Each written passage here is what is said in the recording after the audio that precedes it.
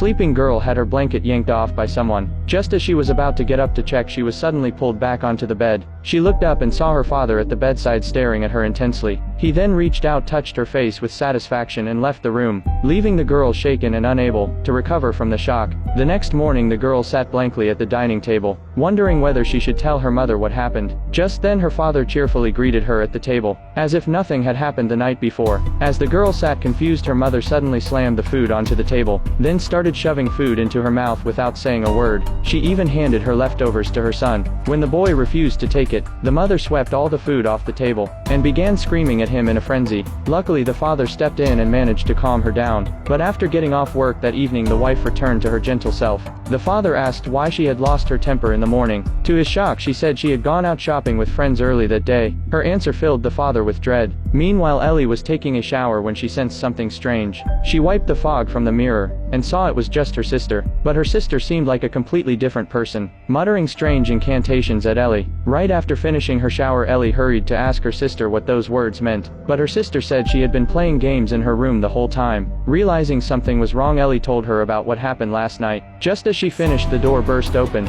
Their father stood there with a cold expression. The terrified girls ran from the room, but in the next moment their father appeared in front of them again. Even more bizarre, they heard his voice coming from downstairs. The father in front of them calmly walked into another room after hearing the sound. The father, who had just come upstairs, looked at the two girls in confusion. They backed away in fear, now completely unable to tell which was the real father. A moment later, a pair of hands picked up a hammer from the floor. Their mother, with a vacant stare, slowly moved toward the father.